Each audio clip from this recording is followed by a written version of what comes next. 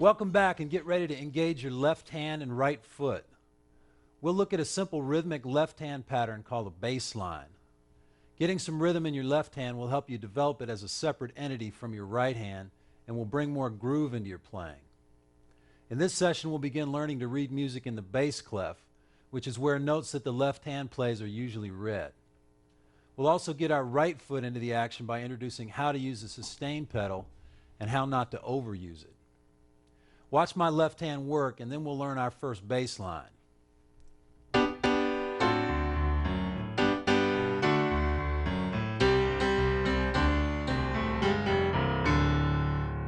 Let's go back to the tune we played in session 2, When the Saints Go Marching In. We learned how to play the melody in session 2, but now we're going to work on playing a bass line in the left hand. A bass line is a pattern of low notes that provides a rhythmic foundation and a groove to play the tune over. And we'll use a chord chart to represent the framework of the tune, which we'll need to put together that bass line with. The three chords of this tune are our old friends C, F, and G. We'll learn a simple pattern to use in our bass line, and I'll break it down for you, but first here's the sound of it. Rest. This pattern will start on the C chord, and the first note of the bass line is the C below middle C. Then you play the G 3 notes below it with the third finger. After G, come up to the next note A with the second finger. We complete the pattern back on C with the first finger. So the whole pattern, all 4 notes, go like this. The rhythm of the pattern on each chord and bar of the tune goes like this. Here it is on C. 1, 2, 3, 4. And again. Now I'll tap out the rhythm on the top of the keyboard here. And this is a great way to practice the rhythm as a separate entity. And we'll do this frequently from now on. So the pattern goes tapped, 1, 2, 3, 4. And again. Notice the beat of silence at the end of every bar, like this. Rest. Whenever I say rest, that's the beat of silence. And it's the same rhythmic pattern on G and F. The shape of this idea or pattern can be seen and felt by playing all 3 notes simultaneously. First on C, we get a shape that looks like this. And then on F, we get a shape that looks like this. And then up 1 step to G, the shape looks like this. When you play this pattern going from C to G, you'll have to connect it. So you have to connect it on C to G. And then back. The other 2 changes in the chord will have you going from C to F and back. So here's from C down to F. And then back to C. On the last move, we'll break from the pattern and just play C with the first finger 2 times, and then G with the third finger 2 times, and then back to the pattern on C to end the tune. Since we're using the same 3 fingers and shape on each line, the whole hand needs to move the fingers in this fixed position to the new chord. It's like a little claw moving around. The fingers are playing the notes, and the forearm and hand move the claw into the next position and play them on the next chord. So now let's put our whole bass line together over the entire tune, slowly with the metronome. I set the metronome to 70 beats per minute, and I'll count us in and we'll play it together. 1, 2, 3, 4.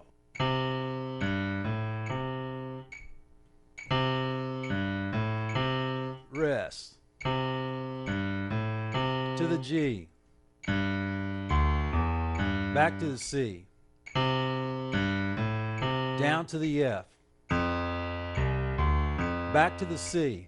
C, C, G, G, and then the pattern on C. Now remember, if at any time you have trouble getting from one chord to the next, isolate the point where you change from chords and revisit the fingering and the move from one chord to the next. Also, slow down that tempo when you need to, and remember the practice motto: slow it down and break it down. Now we'll see how this bass line fits in with the melody of When the Saints Go Marching In. I'll count it in and we'll follow the left hand in the chart. Don't worry about playing the right hand for now. Just hear it as it goes by and concentrate on playing the left hand in time and hearing how it fits in with the melody. 1, 2, 3.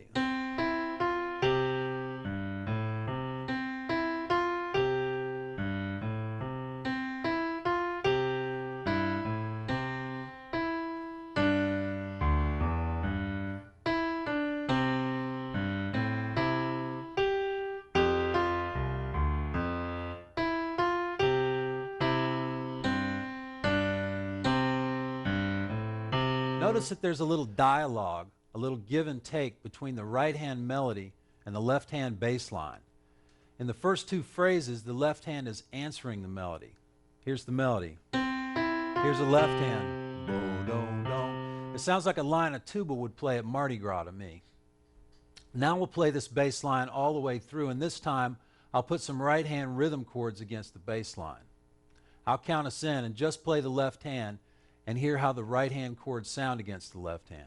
1, 2, 3, 4.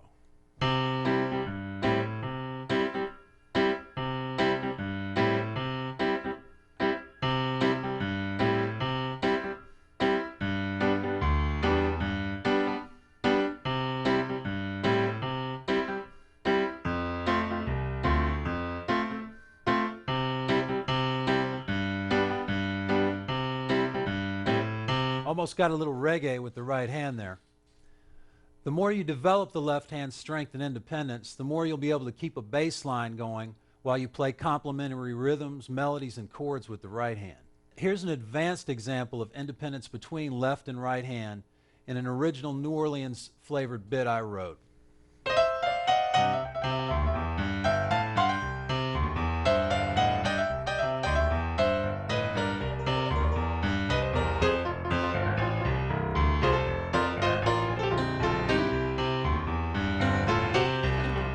Getting to something like that takes a good amount of time, but that New Orleans bit you're playing on Saints is a lot of fun too.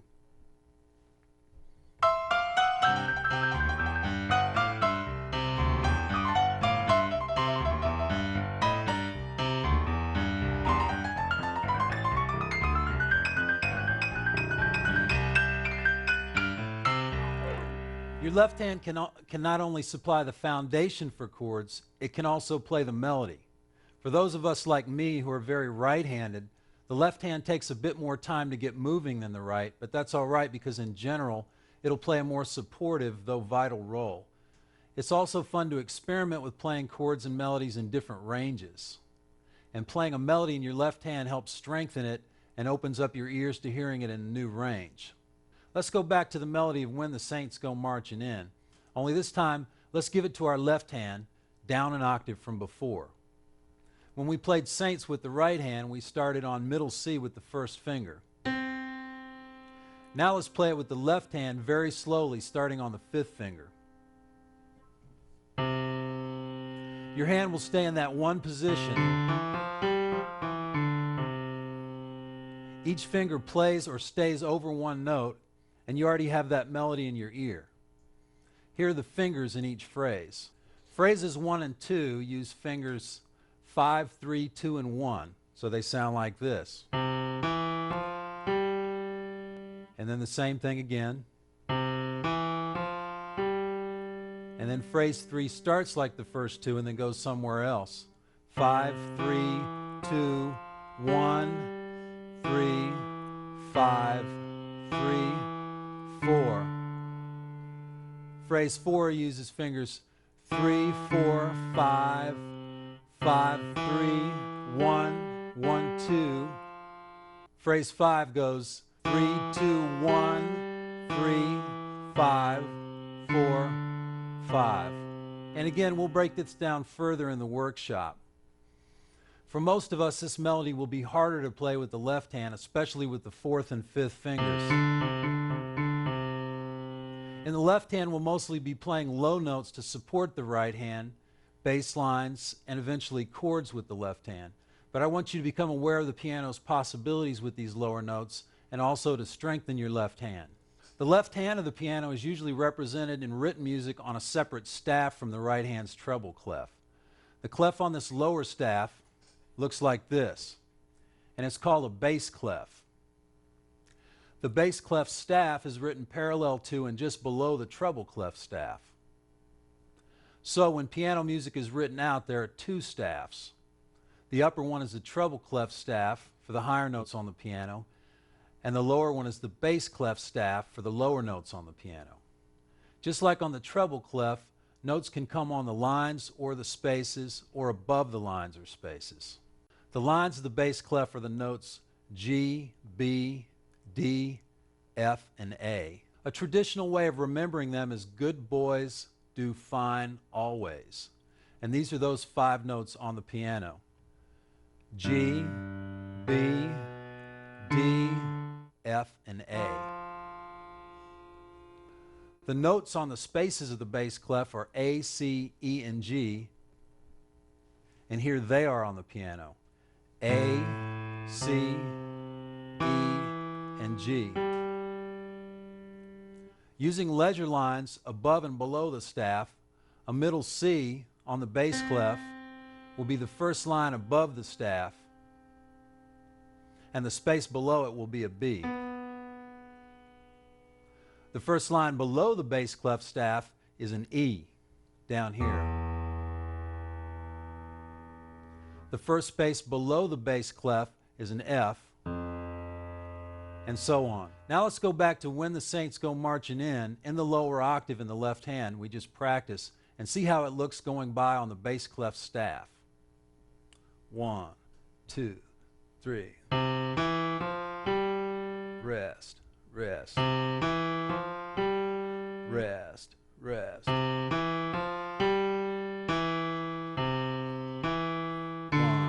2, 3.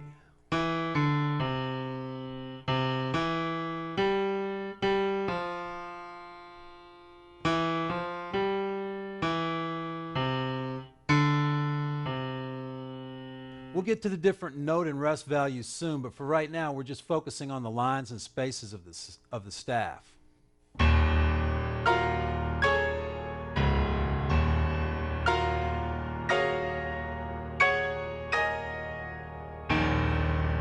I just made a whole bunch of notes ring at the same time using the sustain pedal. The sustain pedal is a useful, though often misunderstood and frequently overused part of the piano. This pedal is located at your feet below the keyboard, and we play it with our right foot. The sustain pedal can be used to keep the sound of the piano ringing after your hands come off the note. On an acoustic piano, the pedal also opens up the sound of the instrument and makes it breathe.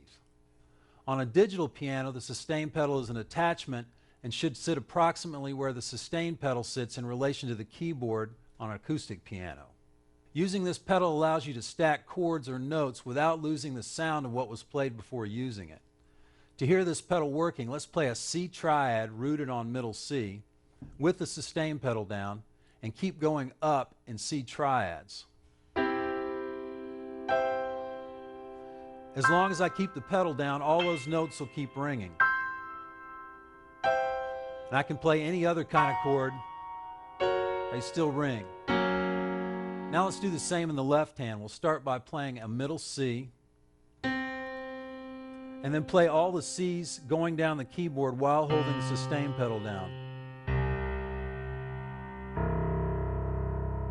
and you can hear that all of them keep ringing.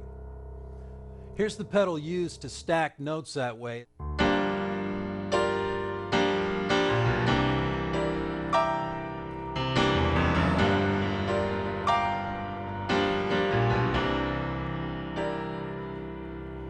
The pedal's down and I'm stacking the chords up, and I take it off and put it back down every time I change a chord. So here's where I change the chord. And here's the chord change. So the pedal went up when I changed the chord. In written music, mostly in the classical idiom, notations of when to put the pedal down are shown by pedal markers like this. These markers show when the pedal goes down and when it comes back up, and when there's no pedal marker at all, the pedal's not played.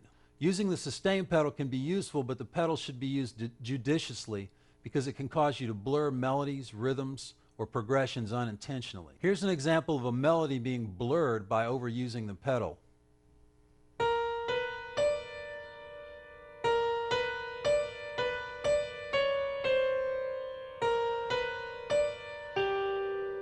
Sounds kind of spooky that way.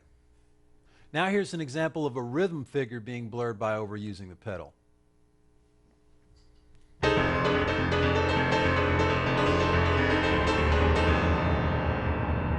In general, you don't want to use much pedal when you're playing rhythmic figures. Finally, here's an example of a chord progression being blurred by overusing the sustain pedal.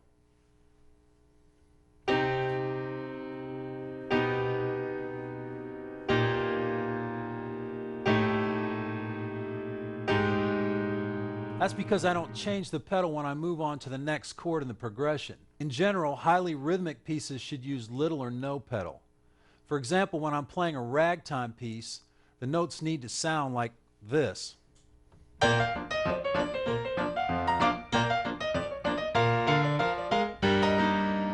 when I use the pedal, they sound like this.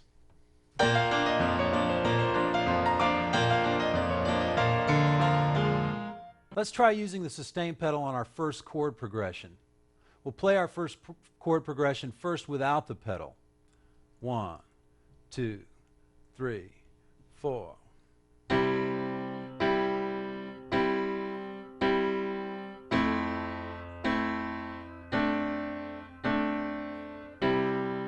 Now we'll put the pedal down as we strike the first chord and lift it up as we play the fourth statement of that chord just before we change to the next chord.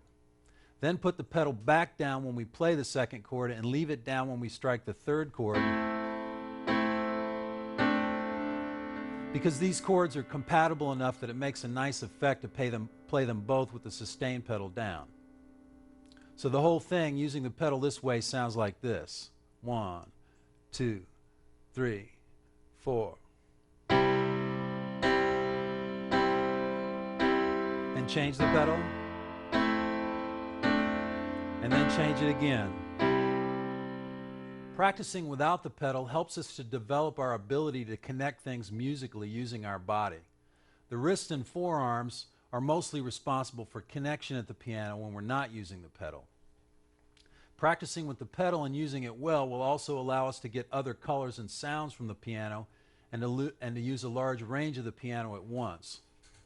Check out this classical piece and how I can play the chord and the bass note with the left hand by using the pedal.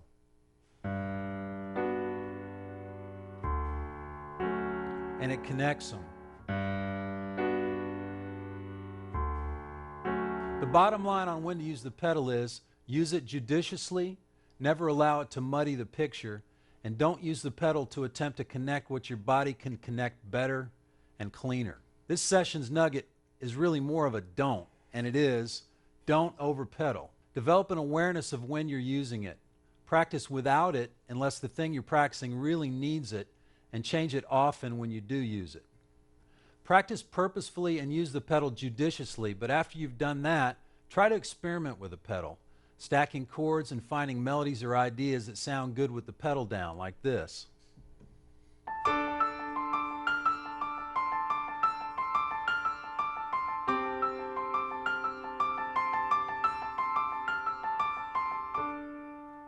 Well, we've come to the end of session 4, and we learned some new tricks in this one.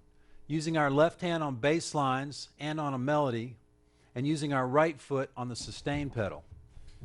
We'll build on that left hand foundation as we go along so that it anchors, drives, and complements what the right hand is playing.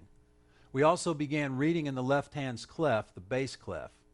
Get ready to hone these new skills in the workshop and to play that bass line along with a great band on the Play Along CD.